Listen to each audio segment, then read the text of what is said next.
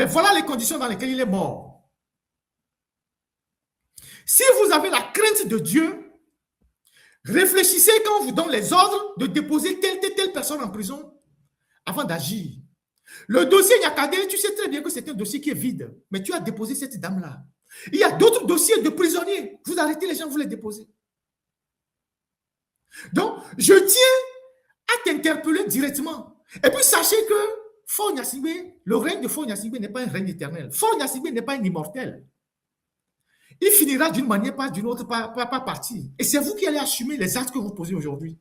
Parce que ces actes que vous posez aujourd'hui détruisent des familles, détruisent des gens, détruisent des communautés. Et vous allez en payer le prix, y compris le procureur. Monsieur Mawama. Monsieur Poyodi, il y a des juges de la Cour suprême, de la Cour d'appel. C'est vous qui avez connu le dossier des gens de Tigre Révolution. C'est vous qui avez tout fait en tant que représentant du parquet pour que ces enfants restent en prison. Ils en sont morts. Plusieurs sont morts. Mais vous dites que vous êtes un chrétien. Dimanche, vous allez à l'église. Vous priez Dieu. Vous dansez. Mais à cause des biens de ce monde, de votre confort personnel, vous recevez des consignes de votre ministre, puisque vous dépendez du ministre de la Justice, puisque vous êtes au parquet, pour appliquer des lois iniques contre les citoyens. C'est vous qui avez connu ces dossiers-là au niveau du tribunal de Lomé, en tant que procureur de la République. Et beaucoup de ces enfants sont morts. À la Cour suprême, il y a eu des juges qui ont eu le courage d'ordonner la libération des 12 derniers prisonniers de cette histoire de Tigre Révolution. Les voilà, ceux qui sont encore en prison. Il y a eu des juges courageux à la Cour suprême qui ont décidé, non, à la Cour d'appel, qui ont décidé de libérer ces compatriotes-là. Des gens qui font déjà 10 ans, combien d'années en prison. Certains sont même morts vivants. Quand vous les voyez, vous ne savez même pas s'ils vont encore tenir. Ils sont morts vivants. Il va à une église réveillée, je ne sais pas laquelle. Je pense que ce n'est pas... Il y a une église dans laquelle il va. Et donc, c'est vous, les juges ont décidé de libérer ces gens-là. Depuis 3 ou 4 mois, vous les maintenez en prison. Puisque le juge a tranché, ce n'est pas le juge qui les sort de prison. C'est vous, en tant que procureur général, qui devez ordonner leur sortie de prison. Et vous les maintenez en prison. Et ces jeunes-là, aujourd'hui, ont entamé une grève de la faim. Ils sont libérés sur le papier, mais vous les maintenez en prison. C'est des jeunes qui ont de la famille, qui ont des enfants, qui ont des femmes. Ils sont en train de mourir un à un. Il y a 10 qui sont déjà morts.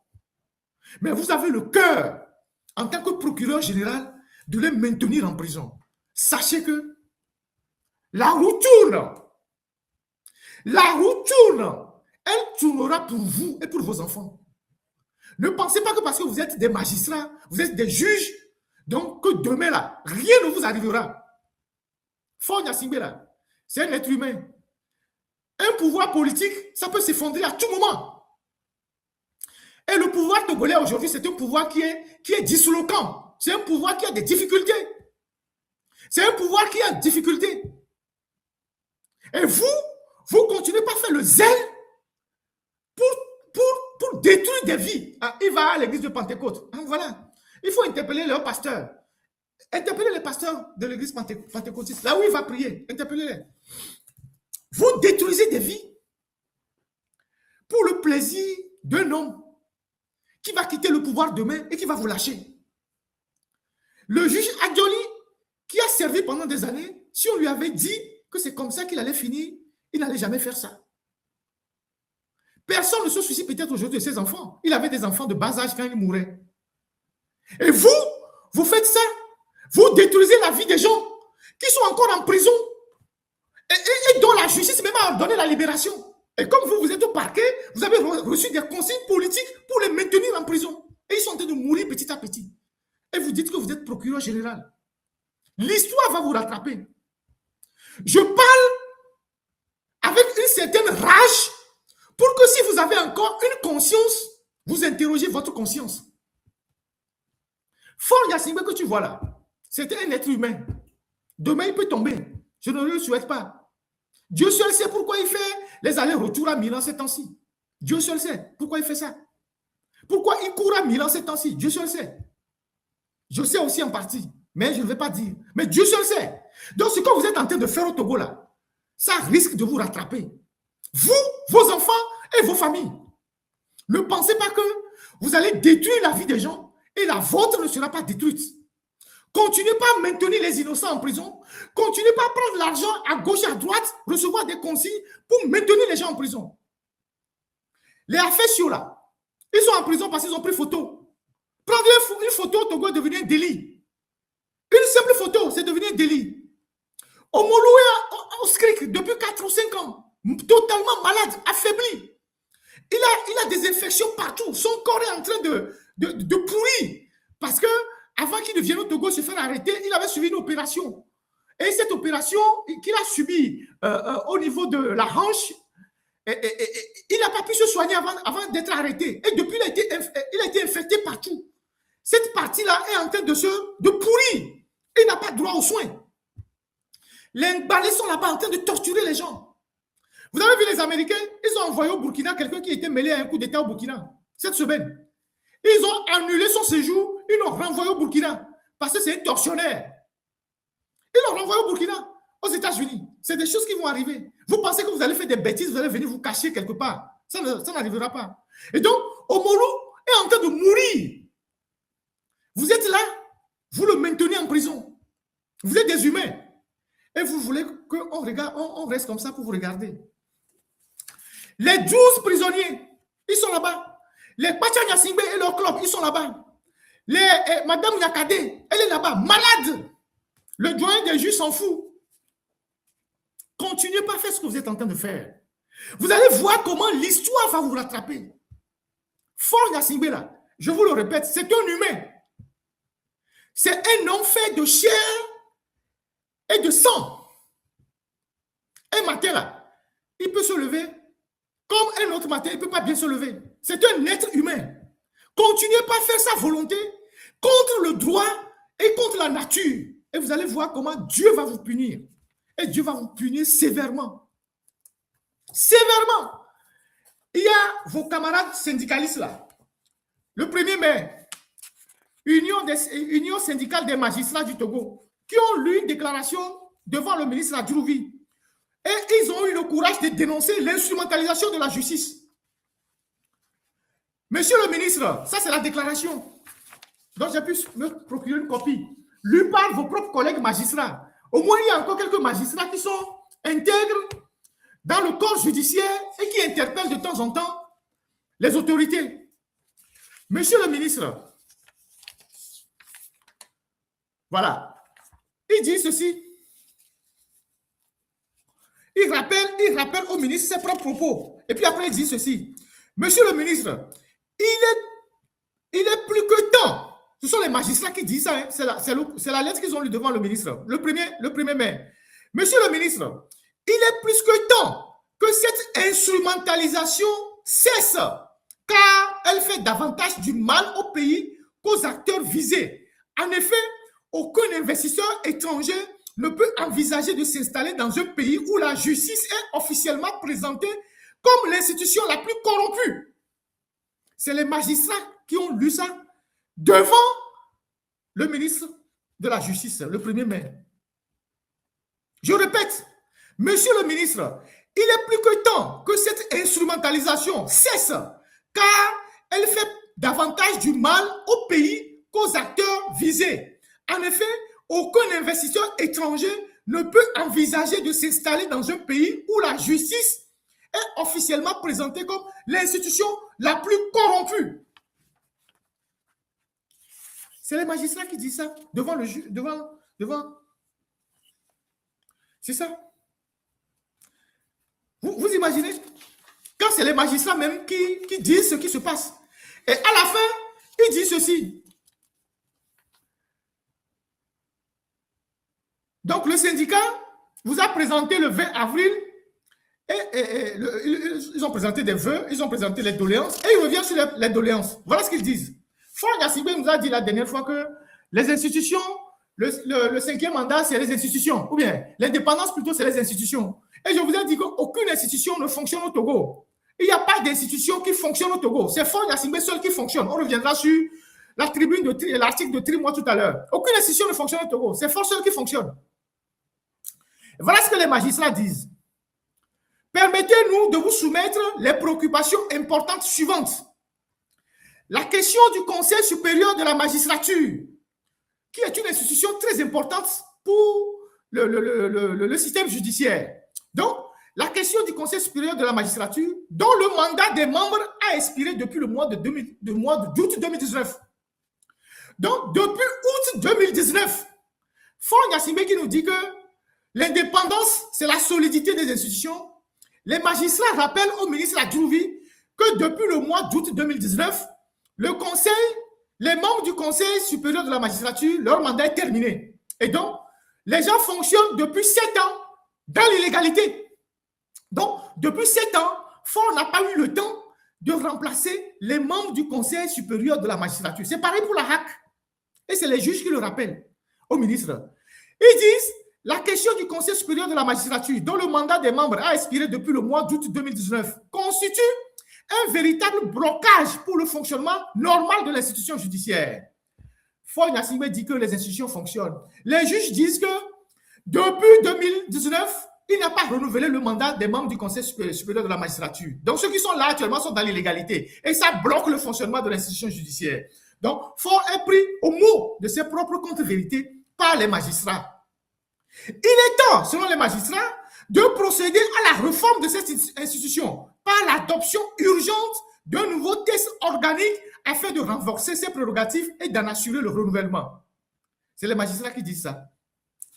La Cour suprême, bientôt Cour de cassation, Faure dit qu'il y a les institutions. Les institutions sont logées dans un bureau. Les institutions sont logées dans des bâtiments publics. Mais au Togo, la plupart des ministères et des institutions sont soit en location ou soit des SDF. On en parle tout à l'heure. La Cour suprême, bientôt la Cour de cassation, ne dispose pas d'un siège digne de ce nom. Elle continue d'occuper les locaux du ministère de la Sécurité. Il est impératif de concrétiser le projet de construction du siège de la Cour suprême.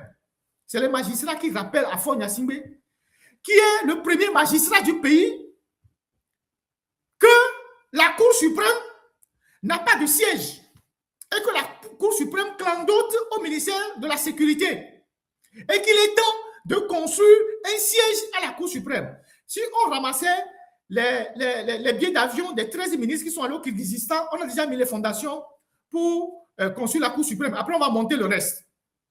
Et c'est les ministères, et c'est les juges qui disent ça. Ensuite, la Cour suprême, les juges qui sont là-bas sont déjà à la retraite. Le président de la Cour suprême, le président Yaya, il est à la retraite depuis 4 ans ou 5 ans.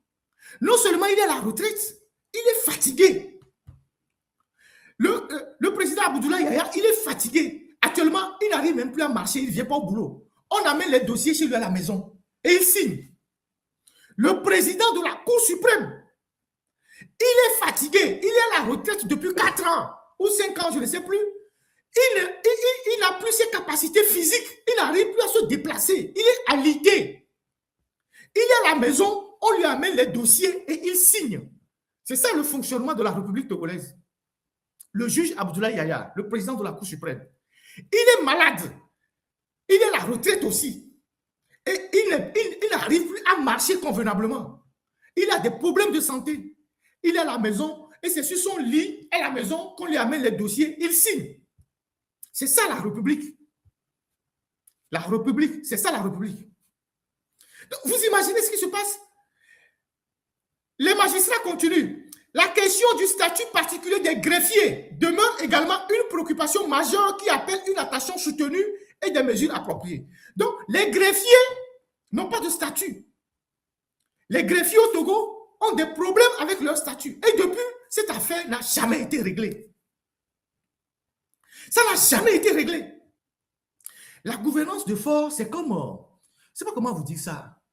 Vous voyez les gens qui ont trouvé fatalement de l'argent un matin comme ça, qui lancent plusieurs chantiers et qui les abandonnent. Je vais construire tel bâtiment, je vais construire telle maison, je vais construire. Il commence à la fondation, il arrête ça. Il commence ça, il arrête ça. Le problème de statut des greffiers, là, Ça fait plus de 10 ans qu'on en parle. Moi, je me rappelle qu'on a fait plusieurs articles sur cette histoire des greffiers. On aurait cru que c'est réglé depuis. Ce n'est pas réglé. Donc, les greffiers sont sans statut. Et c'est les juges qui rappellent ça au ministre. C'est le syndicat. Comment ils appellent ce syndicat-là même? Union syndicale des magistrats du Togo. C'est le 1er mai. C'est leur courrier. Je peux mettre ça à votre disposition. Pour que vous voyez ce que les magistrats disent de la justice togolaise.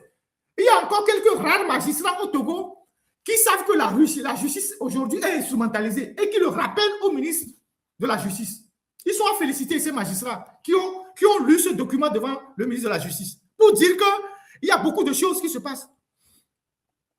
Donc, vous avez des institutions au Togo qui n'ont pas de siège. Vous avez des ministres qui n'ont pas de siège, qui n'ont pas de bureau. Le ministre en second de la Santé, là, comment il s'appelle? Daré. Monsieur Daré Tien, je pense. Le doyen de la faculté de médecine. Depuis qu'il a été débarqué du ministère et qu'on l'a remplacé par le ministre délégué Tessi, Daré n'a pas de bureau. Il est ministre, mais il n'a pas de bureau. Puisqu'il est ministre en portefeuille, il n'a pas de bureau. Et le ministre qui l'a remplacé utilise les deux bureaux. Le bureau qu'il avait avant et le nouveau bureau du ministre. Donc, lui n'a pas de bureau. Il n'a pas de bureau. Le ministre Daré n'a pas de bureau. Le petit frère de Trimois, il était à Togo Invest. Le petit frère de Trimois, il était à Togo Invest avant d'être nommé ministre. Quand il a été nommé ministre, il a été nommé ministre de l'investissement, c'est pour remplacer Madame Santos Moroupe, épouse Bolouvi. Son mari, c'est le petit frère de Fort. Et donc, quand Madame Santos a été nommée ministre, comme il n'y avait pas de locaux, ils ont une villa à la cité OUA. C'est cette villa, c'est une villa personnelle qu'ils ont transformée en ministère. C'est la villa qui est devenue le cabinet. Donc, Madame Santos et son mari ont loué la villa à l'État pour en faire un ministère. Quand elle a eu des problèmes avec Fort et qu'on l'a limogé, le petit frère de Trimois qui venait d'être nommé ministre ne peut pas aller dans cette villa parce que c'est une villa qui appartient à Madame Santos et son mari. Donc, le petit frère de Trimois, dès qu'on a fait la passation, il a ramassé ses clics et ses claques, il est parti. Il est parti dans son ministère et dans son poste ancien là-bas, Togo Invest. Donc, vous voyez un ministère de l'investissement qui n'a pas de locaux. Vous imaginez ça? C'est-à-dire un ministère qui doit s'occuper de l'investissement dans le pays, qui n'a pas ses propres locaux. Donc, il est parti à Togo Invest pour mettre son cabinet là-bas. Là-bas, il y a eu des problèmes. Je ne sais pas ce qui s'est passé. On l'a chassé de là. Actuellement, il semble que son ministère, il paraît, je ne sais pas si c'est... il paraît que son ministère est dans quelques bureaux au Palais des Congrès. Donc, c'est un ministère clandestin qui se promène, cherche les bureaux. Donc, et c'est le ministère qui s'occupe des investissements. Hein.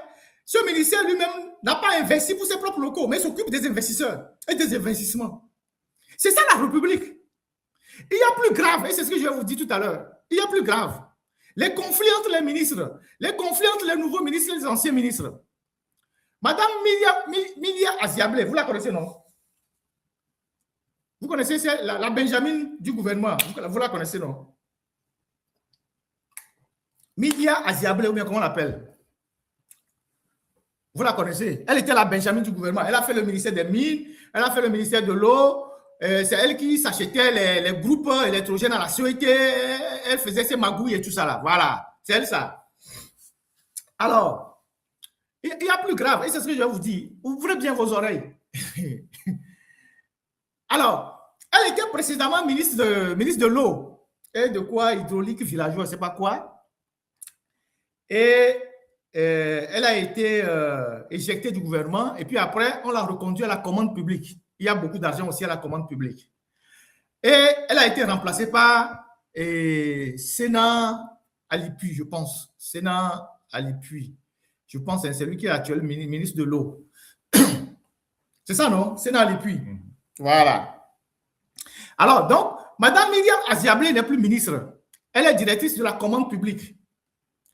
Un matin, il y a cela quelques jours, elle débarque au ministère de Sénat Alipuy avec un taxi bagage pour ramasser tous les meubles du ministre en disant que c'est elle qui a acheté les meubles. Il y a de cela quelques jours, un matin, elle débarque au ministère de Sénat Alipuy. Elle ramasse tous les meubles du ministre. Dit que c'est en son temps qu'on a acheté les meubles, que Alipuy aussi n'a qu'à acheter ses meubles. C'est la République, ça. Hein? C'est la République, ça. Les gens étaient tétanisés dans le cabinet là-bas. Elle est venue, elle a ramassé tous les meubles. Donc, pendant 24 heures, Alipuy était debout dans son bureau. Il n'y avait pas de meubles. Elle a tout ramassé. Elle est partie avec. C'est ça la République togolaise. Elle est venue avec taxi bagage. Dit que tout ça, c'est pour elle. Comme si le Togo n'avait pas une direction du matériel pour s'occuper du matériel dans les bureaux, qui achète le matériel pour les ministres et tout ça. Dans un pays normal, c'est la direction du matériel qui s'occupe de tout ça. Qui veille à ce que... Mais au Togo, c'est n'importe qui fait ce qu'il veut. Donc, elle va dans le ministère d'Alipuy. En plein, il y avait le cabinet, il y avait les gens. Elle vient dire que ce sont ses meubles. Elle ramasse tout. Et le ministre, il s'est retrouvé, si vous connaissez des menuisiers, il faut aller offrir des chaises au ministre. Le ministre s'est retrouvé sans bureau. C'est ça la République et l'impunité que faut garantir à certaines personnes. La République, hein? La République. Si elle a eu le courage ou le toupet d'aller faire ça avec un de ses collègues, un ancien collègue au gouvernement, c'est qu'elle a mis le pied sur quelque chose. Vrai ou faux? C'est qu'elle est adossée à quelqu'un ou à un mur solide, plus que le mur d'Alipuy, pour faire ça. Elle a fait subir une humiliation à un ministre qui est au gouvernement. Elle allait ramasser les meubles. Donc, c'est maintenant que Alipuy aussi va aller chercher d'autres meubles. Peut-être qu'un jour, si Alipuy aussi a changé, lui aussi va partir avec ses meubles. C'est ça la République. Il n'y a pas une direction de matériel dans ce pays-là pour veiller sur les meubles que l'État dépense de l'argent pour acheter. Parce que chez nous au Togo, l'administration est devenue un poids pour la République. À chaque fois qu'on nomme quelqu'un qui vient dans un bureau, il dit oui, je ne vais pas utiliser telle chaise parce que mon prédécesseur a fait des gris-gris, il faut me changer les rideaux, il faut changer. Il y a même certains qui changent même jusqu'à changer les carreaux. Certains changent même les climatiseurs, alors qu'ils n'ont pas le droit. Quand on te nomme ministre, tu viens, tu travailles, tu repars. On n'a pas besoin chaque année de changer des meubles des ministres. Il y a les ministres qui arrivent, ils changent tout, rideaux, tout. Ils changent même les canapés, tout. Les carreaux même. Parce que les gens vivent dans la superstition. Et ça, c'est des pertes énormes d'argent pour le pays. Parce qu'on est obligé de dépenser tout le temps de l'argent pour acheter des meubles pour les ministres, pour changer les rideaux, pour changer des climatiseurs, pour changer les frigos. Il y a des ministres qui arrivent et disent que le frigo là qui est dans le bureau du ministère, c'est pour l'ancien. Lui, il craint que c'est empoisonné. On enlève ça, on lui achète un nouveau frigo. Et tout ça, ce sont des dépenses inutiles qui détruisent la République. Et c'est là que dans une dictature que vous voyez des choses comme ça. Donc, elle est venue ramasser les meubles. Alipuy, du courage. C'est la vie. Quand on est dans la jungle, c'est la loi de la jungle. Et au Togo, dans la jungle togolaise, c'est les femmes qui sont plus fortes que les hommes. Ce sont elles qui dictent la loi parce qu'elles sont adossées à un mur qui est plus puissant que celui des hommes. J'ai parlé. Celui qui a les oreilles, il peut comprendre. Donc, vous pouvez aider Alipuy à avoir un instant, un détail. Quand je parle, je n'ai pas les yeux sur le téléphone. Un instant. Donc, Alipuy bureau. Donc, Alipuy a une journée sans table ni chaise. Togo, c'est le pays de Sylvanus Olympio. Et des fois, là. Et des fois, là.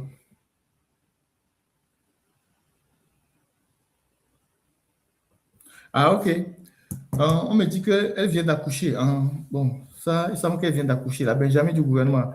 et que quand elle avait remplacé Yark, elle a changé tout. Hein. C'est elle qui avait remplacé Yark au ministère de l'eau. Donc, elle a changé tout. Donc, elle a changé tous les fauteuils que Yark a utilisés. Elle a changé tout. Maintenant, Alipu est venue. Elle est partie ramasser ce qu'elle avait laissé quand Alipu a pris le fauteuil. Bon, c'est la République. Ça, c'est le plus grand scandale de la République. Une simple directrice de la commande publique qu'il va dépouiller un ministre de ses meubles au bureau. Vous imaginez? Qui va ramasser les meubles d'un ministre en fonction. Une simple directrice de commande publique. Donc, vous imaginez que si demain, il y a un dossier du ministère de l'eau, de Alipu, qui passe par la commande publique, elle va valider? Elle ne va pas valider. Elle va en faire à sa tête, elle ne va pas valider. Et c'est comme ça que fonctionne la République. Si demain, il y a un dossier, un appel d'offres, un dossier du ministère de l'eau qui passe chez elle et que c'est elle qui doit signer la commande publique, elle peut refuser, elle peut retarder ça. Si elle a le courage ou le toupet d'aller ramasser des meubles d'un ministre en fonction dans son cabinet et partir avec. C'est ça le Togo. Continuez pas à supporter les conneries comme ça. On continue. J'ai fini avec le syndicat des magistrats, Alipu, c'est fini. La tribune de Trimois. Voilà. Voilà une autre. La tribune de Trimois. Alors, moi, je ne suis pas juriste, mais